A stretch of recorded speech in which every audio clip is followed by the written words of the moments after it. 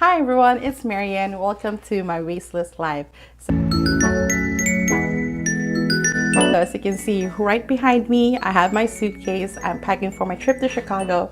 I'll be spending the 4th of July weekend there with my family. And lots of you are probably thinking of doing the same thing as things open back up again and we're returning to somewhat of a normalcy. You're thinking of going on trips again, traveling, going on vacation since we've been in quarantine for over a year. But also over quarantine, we acquired so many plants and now we don't know how to leave them and make sure they survive while we're gone. So in this video, I'll be sharing with you some tips and tricks on how to make sure your plants are taken care of and survive while you're away. And leaving your plants for the first time is kind of like leaving your pets for the first time.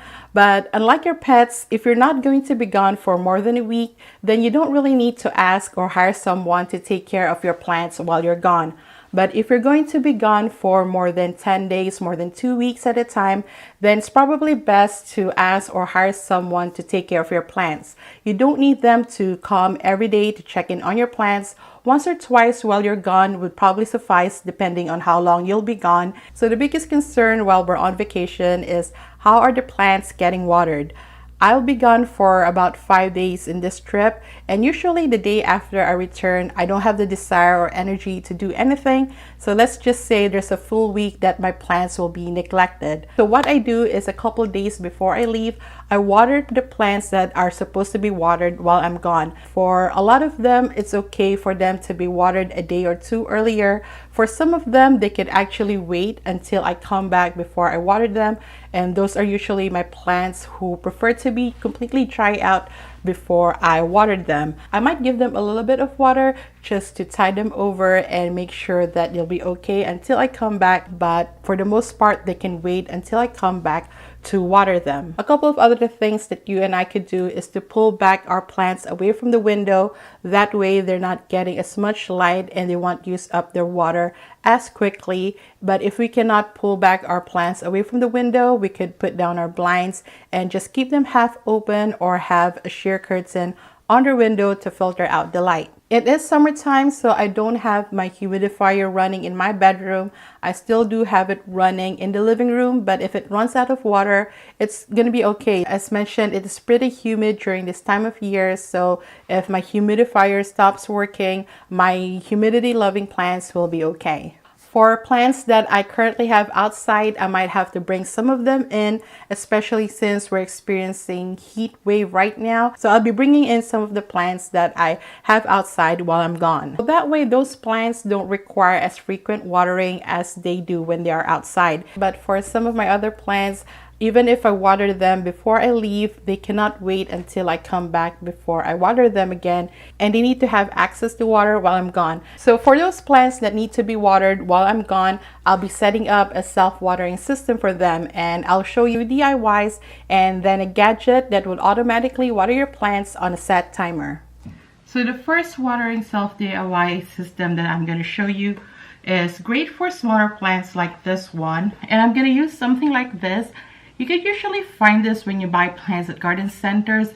This is basically what they also use to make sure that their plants have self-watering systems so that they don't have their employees watering their plants all the time. And I usually save this when I buy my plants. And it's great to use during times like this. So basically what you want to do is to reinsert this at the bottom of your plant in one of the drainage holes down here. And if you don't have this, you could easily also DIY this with a cotton twine and some stick and just push it all the way in until it locks in place. Next, you're going to get a cup like this. It doesn't have to be a clear cup. I'm using one like this so I could properly visualize it for you all, but you could take another nursery pot, anything that has a hole on top as well, because you would then need to put the cotton twine through that hole and just pull that through underneath and just make sure it goes all the way through. And there you go. And again, just for proper visualization for you all, I am using a clear glass container, but this is essentially a cash bowl for your plant. So you could just use the one that you already have and put the whole contraption in. And then pour water and just make sure it doesn't go any higher than the cup at the bottom. So this is what it would look like. You have the cotton twine submerged into the water, and you have your plants on top of the cup so that it's not sitting in water, and you'll have the water level just right below the very top of the bottom cup. Through this setup, your plant is gonna get water through capillary action, so whenever it needs water, it's just gonna leak water from the bottom all the way to the soil of your plant. Okay, so for the DIY, you're gonna need a plastic water bottle. What you're gonna do with the cap is to poke holes in it like I do. I just use a push pin, and you just like make holes in it.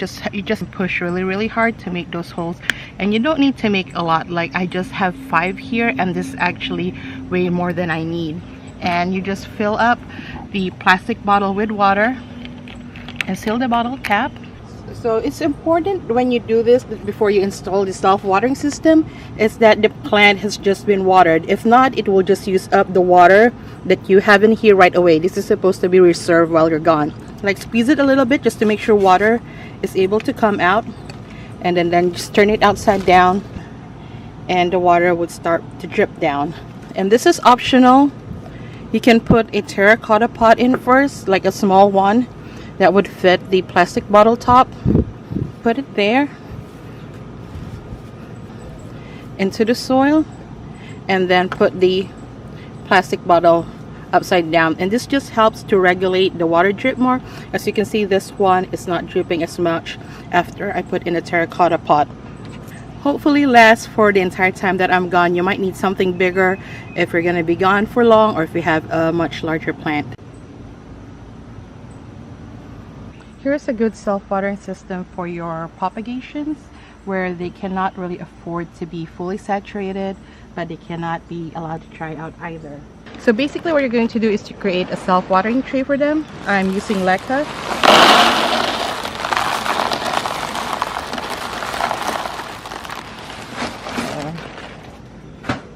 And then fill it up with water. You don't want the water to be normally way above the leca. You want it to be a little bit below, because you don't want the propagation sitting in water. But since my propagations currently need water anyways, that's why I let it be a little bit above that. But what's going to happen is the propagations will seep the excess water up right now, and then it will leave some water at the bottom, and whenever they need water, they're just going to take in water through capillary action. And if you don't like doing DIYs, or you don't want to do a DIY self-watering system, there's a gadget that you can use to automatically water your plants on a set timer. And this portion of the video is sponsored by Emerging Green. Emerging Green is an eco-friendly, family-owned small business based in Singapore, and they sent me their automatic drip kit, which is a self-watering system for houseplants. And this is what the gadget looks like, and it says it can keep your plants hydrated for up to 99 days while you're on vacation. And this one runs on lithium batteries, so you don't have to plug it in, and you only have to charge it every 2 months. The only thing is, my kit did not come with a charger. I guess it assumes that most of us have a USB cable charger already. I know I have quite a few of them. So it was okay that it didn't come with a USB cable for me to charge it. But just to note that this doesn't come with a USB cable, so you need to have one already in order to charge this.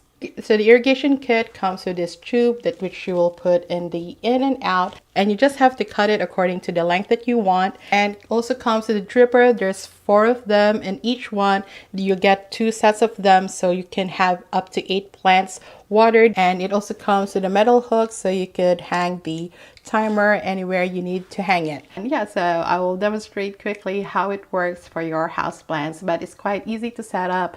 And once you set it up, it's pretty much set it and forget it. You just have to make sure it has enough access to water to ensure that your plants are getting watered each time that it is turned on.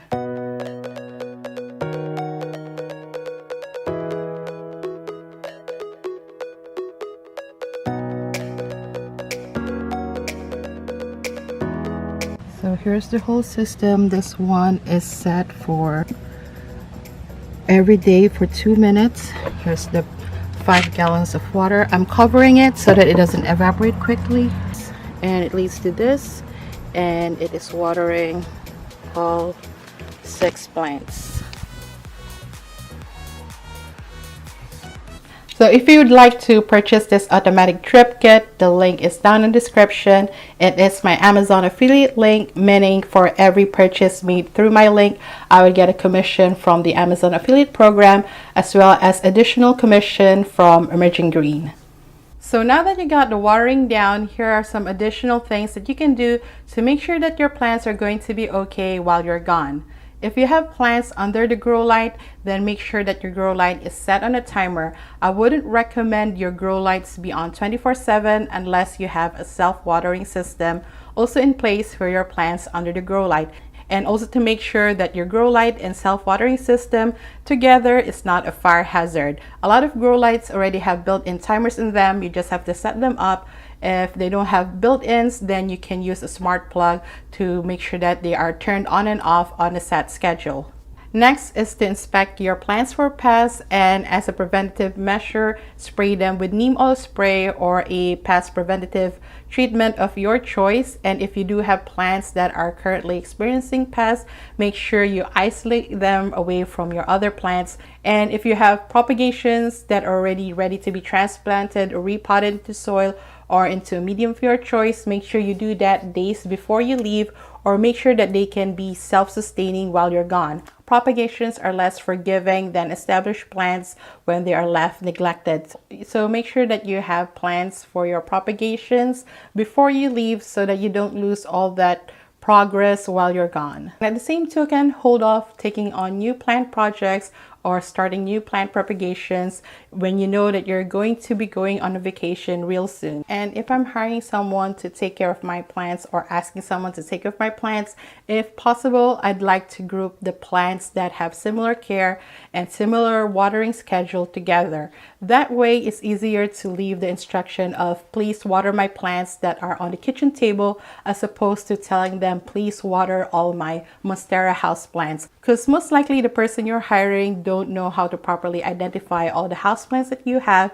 And second, if they're all over the place, it's more likely that they will miss a plant that needs watering. Whether I'm asking or hiring someone to take care of my plants, I will still have my plant care kit ready, which contains all the products that I need to take care of my plants. So just in case I need to ask someone or have someone come take care of my plants, they can easily find the products and tools that they need to take care of my house plants. I have to make it as easy as possible for the person who is taking care of your house plants, whether you're paying them or not. It's also for your peace of mind that your plants are being properly taken care of while you're gone.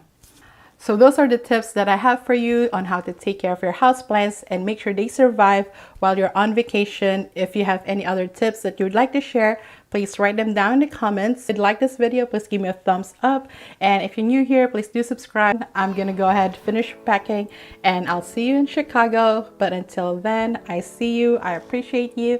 Take care of yourself and each other and have a plentiful day. Bye.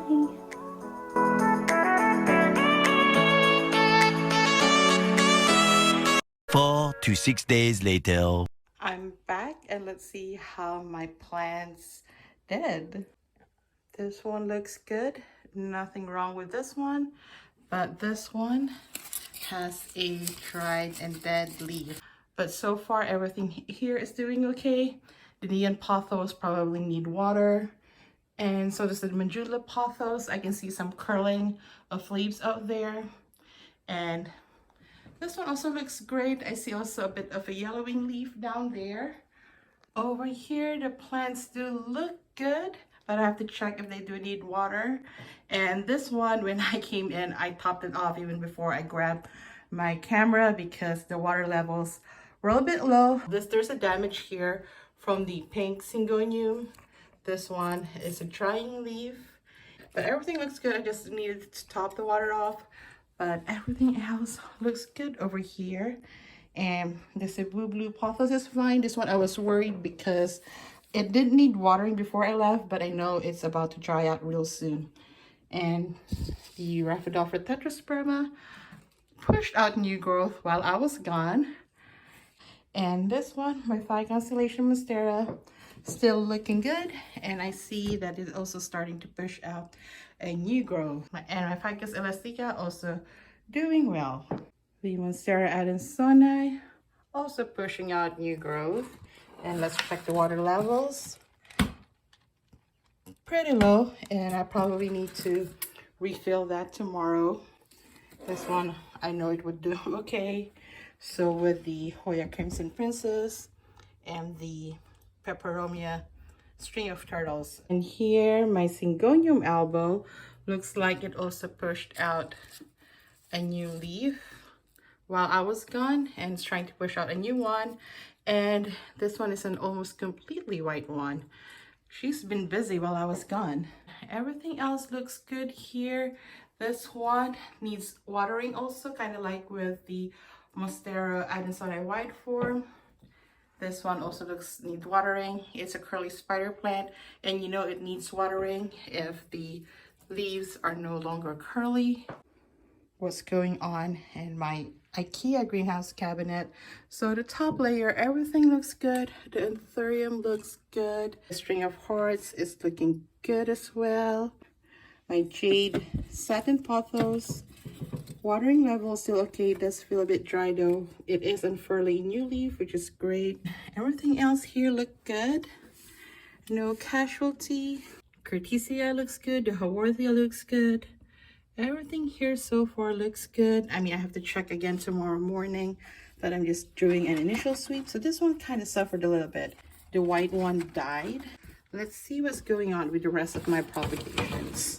All right, so the Monstera Sultipicana, at least the yellowing has stopped. The propagation method did work, I think, because the water is almost gone now. The leca is still wet, but the water is essentially gone. The water reservoir that I left for them.